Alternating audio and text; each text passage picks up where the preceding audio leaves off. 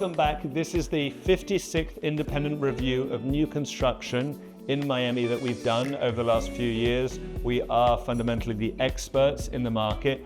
Most importantly, we are not here to try to find you the pot of gold at the end of the rainbow. What we're here to do, myself and Steph, is avoid the landmines that are going to get your legs blown off, financially speaking. It is to protect you from bad investments. And it's our job to go out and view these condos without bias, without prejudice, completely subjectively, to really look at it and compare it to the rest of the market. So this video, myself and Stefania Camberau, welcome, our territory expert for the beach, we're going to go through this new project, the Ritz-Carlton on Miami Beach, located at First and Lincoln, and we're going to cover the project. We're going to look at what are the key selling points about this project, what are our 3 favorite lines, and most importantly, how does this compare to the resales and the other new construction projects in the market? If you then want to know more, you'll pick up the phone, you'll give us a call, and we will talk you through the individual units.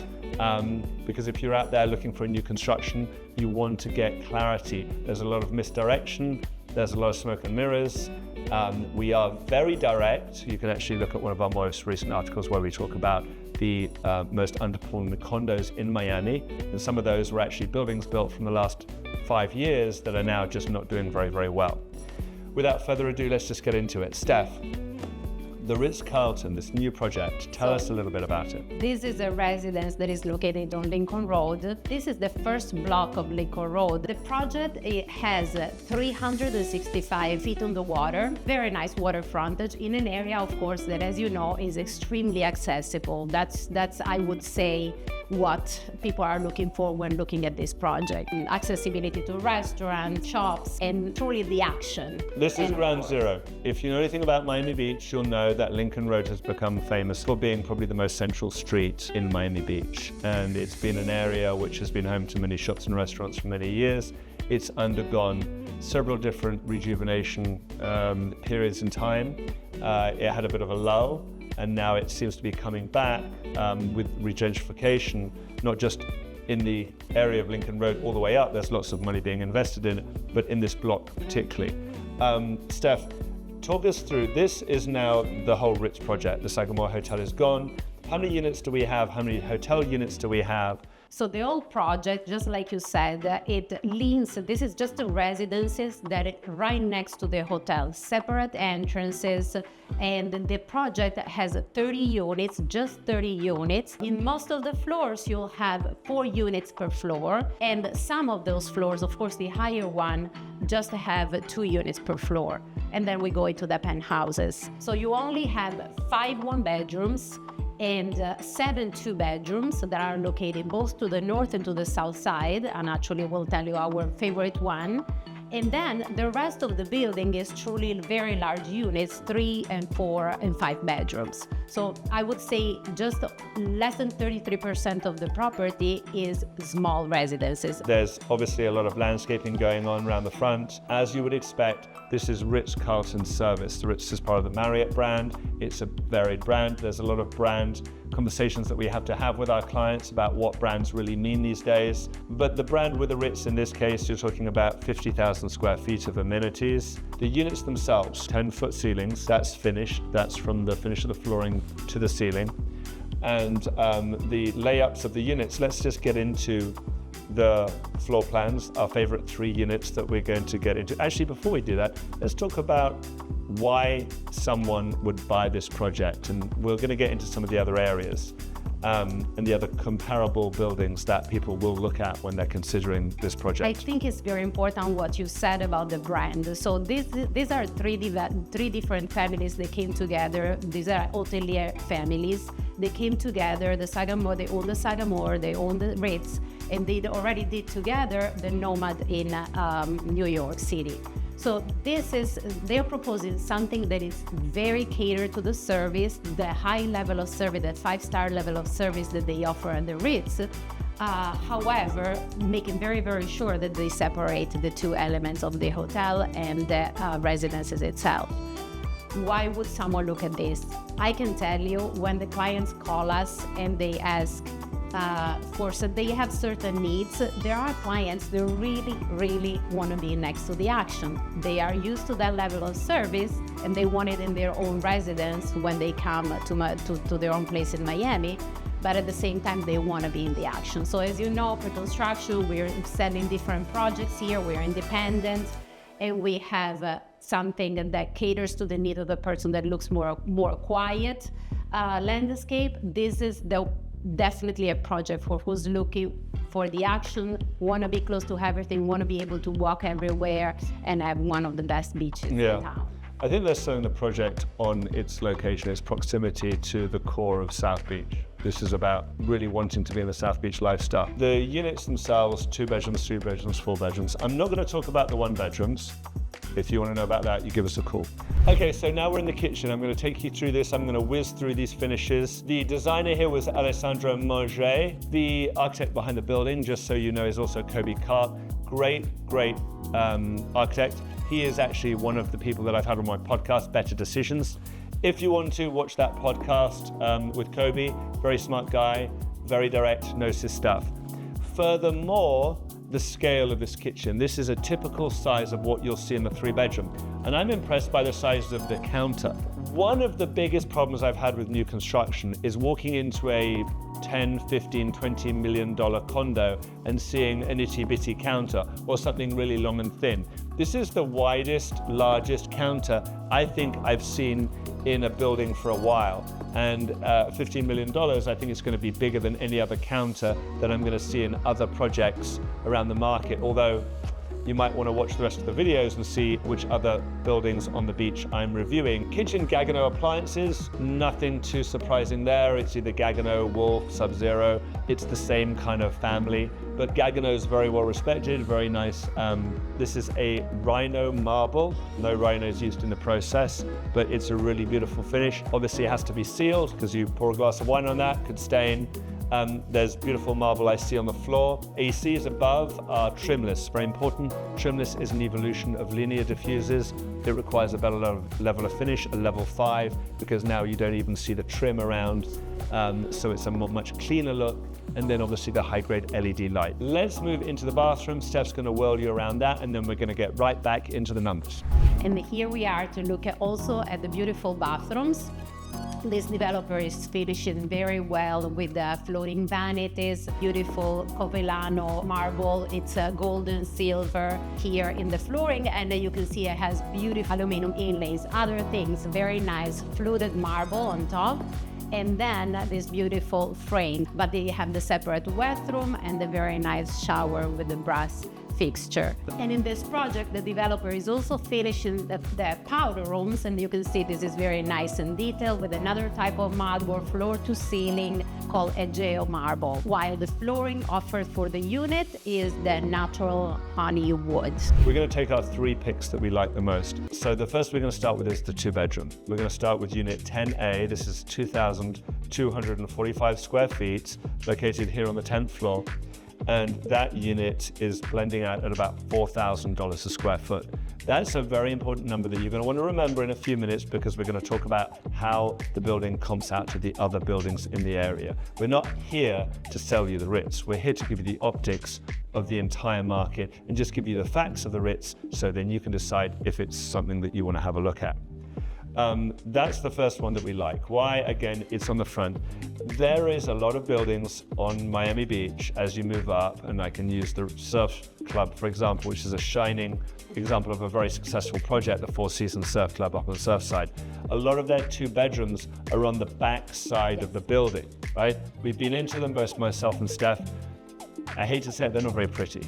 All the nice units are actually water facing, and they're bigger. They're not 2 bedrooms. They're all 3s and 4s. I don't expect everyone to systematically agree that regardless of the unit choice, you're going to buy the Ritz. It's very specific. It's very specific to your needs. So if you're looking for a 2-bedroom, the thing I like about this is that the 2-bedroom is on this front corner. A lot of the other comparable buildings, when we get into, have their 2 bedrooms at the back, facing the city.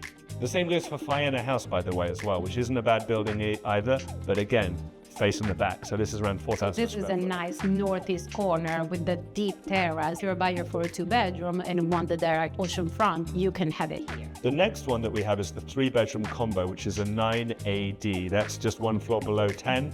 It's a combination between the A and the D, which is actually setting all the way through the building. Now this then means you have east to west all the way through. The master's at the back, then you've got the other living rooms and the bedrooms in the middle, main living room at the front with the kitchen. That's 3,455 square feet and comes in at $15.5 million. That's quite a high price ticket. Now, when you compare it to the other buildings, you're going to see there's some real competition for the Ritz with alternative buildings out there and options in the market. So let's go to the hero unit now. We're going to go to a big 5-bedroom unit, and this is unit 12A. So it's the A line. Again, it's that front of the building all the way through. Now you're up to 4,481. Exactly, and in this case, you have all the east view. Basically, the two lines on the east side are combined, and you have a massive unit. Just like you said, that's the hero one. That's the hero one, but this is now up at $5,500 a square foot. And now that you're competing up at this kind of price point, you've got some very stiff competition. Again, flashing up the floor plan so you can see it. Our next step in this process of analysis is coming in to talk about how it compares to the rest of the market. So now we're going to get into the numbers. That's what we're known for. Let's look at how this building comps up against resales and new construction. Now, bearing in mind, we've still got another 3 years before this project's delivered. It's important to understand that there's a time period on this, but new construction is actually outselling resales in many neighborhoods by as much as 3 to 1. And the reason is because the amount of money being deployed is much, much less. Initially, you've got deposits, you've got contract money. At the end, you've got around 40%, 40 to 50%, but initially you have as little as 20% down into the project. 2-bedroom and 3-bedroom units around 4,000 a square foot. The big units in at 5,500 a square foot. How does that stack up? Now, I typically, when I look at hospitality brands, I try to compare it to other hospitality brands. Because when you compare it to non-hospitality brands, they don't have the level of services and amenities that you typically experience. And that's most often considered top of the food chain.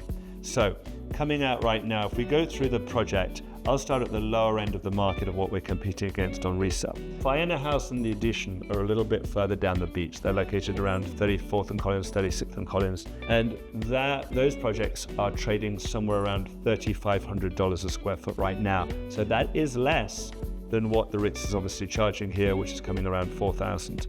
Again, it's a slightly different product, so you've got to consider, is it worth the difference? Is it worth paying a little bit more? When we actually start to go up into some of the resales, other parts of Miami Beach, south of 5th, let's start with Continuum. Continuum has been one of our staple, most popular buildings, most successful buildings in Miami for a very long time. The difference there that south of 5th feels like a slightly different neighborhood, and the south of 5th tip, it's very unique. It can't be replicated. But this is an older building. Continuum's dated now, it's from the early 2000s, but their sales are still happening at around top level. 1006 traded at 4,964 a square foot, 1409 traded at 4,827 a square foot. But suffice to say, it's floating around that kind of number. 87 Park is another building, much further up, slightly different experience, doesn't have a hotel element, but a very well-respected product in a really great location, a little quieter. You're not buying, people who buy 87 probably wouldn't buy this. I agree with you. It's a very different demographic, much quieter. That traded around 4,500 a square foot. The big ones that we think of, then we think of the W and the Sit High. W and Sit High and One Hotel, they're trading in the 3,000 a square foot range and less, but they're dated now. They're dated, they're looking more tired, they need a facelift. You don't get that fresh and newness that you have here. The big one, the one that everyone thinks about, and when you get into what is the most expensive product on the beach, and this is really where I'm comparing the top level units at $5,500 a square foot, you're dealing with Surfside competition.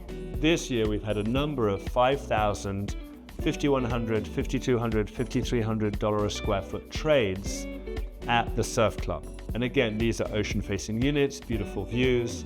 And then they had penthouse units that were trading over $6,000 a square foot.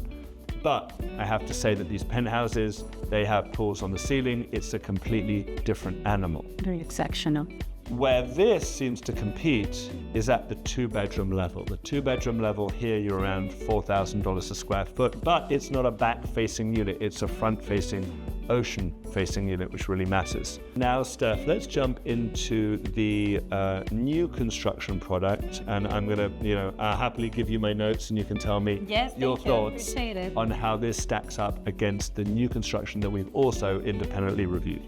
Just like you said, when someone is considering a new construction product, many times they just want to see what's on the market. So this is where we help you in this process, and what we can tell you the difference between the projects. So, for example, since you went to the Bar Harbor area, I'll start with there, even if this is the furthest one. And we have projects like the Delmore and Ocean House, which is in Surfside, right next to it. And you can see that Ocean House, which is a boutique project, so different again. They are offering blending around the 3,700 per square foot. Yes. While the Rivage in Bar Harbor is at a much higher number, above 4,000 per square foot. I would say 4,200, 4,300 per square foot in those large residences that sometimes are almost as a floor. And then, just like you said, very different when we compare to the condos that offer 2 bedrooms. When you were talking about the resale, for example, in South of 15 in Continuum, those numbers at 5,000 per square foot, those are numbers for a small unit, for units that are below 2,000 square feet, 1,800, 1,850 square feet, so smaller, regular 2 bedrooms. And they are trading in those numbers. So of course, the buyer that is now looking at pre-construction, something brand new, is considering Rivage, is considering Ocean House, and Ocean Terrace is another product that we sold at the Paragon, for example. And what are these trading at? What are these numbers like blending out at? And so Ocean Terrace is recently launched, ranging around the 4,000 per square foot. So again, very similar. Very comparable. And again, that's a product in an area that is also being revamped. So this is very important to compare the two. However, the Lincoln Road, of course, provides the kind of accessibility that you might have a little bit less in the Ocean Terrace area. So this is all stuff that we like putting in comparison, and I think here we also have something like the Shore Club, which of course the Shore Club, I would say, is top of the food chain for the South Beach area, and their average there is $5,000 per square foot. Yeah, that one's really the big one that most people think about when they think of new construction. They're comparing it to this, also because it's part of the same ecosystem. Right. I think that we're looking with those new constructions, it's very comparable. The difference is there's a few things to really think about in the comparison process. Number one, this is boutique, right? So you have to consider there's 30 units only in this project. Some buyers do not want large units. I can take you into Oceana in Bar Harbor, 240 units, beautiful floor plans. I can show you 3,500 square feet for around $9-10 million. Of course, it's cheaper. It's a beautiful experience. There's a much more dense animal. Okay, that's not for everyone. If you want boutique has a very different feel. Even buildings like 87 Park did very, very well. Very, very well, but that doesn't have 30 units either. That's got more than this. 30 is a very, very, very low number. But with that, you have to be aware that comes costs. Boutique projects with low density will have higher HOAs. That's just the reality. You have to accept that. If you accept that, fine. The second thing I would say is the regentrification of this area. Now, we've been very skeptical about regentrifications, and I will continue to be skeptical until I see real demographic shifts within an area. Now, there is significant investments. Right on the other side of the street, there goes an Aloe gym, 10,000 square feet, which is one of the first in the country. And then the entire Lincoln area, we've been in discussion with Rivani, who's putting in about $35 million. Another group, $29 million. And then further up, there's another group, I think about $50 million. The Lincoln area is obviously going to see an injection of a large amount of capital. It doesn't change overnight. Do not expect to buy into an area and everything is like up and running perfectly. It takes a little bit of time.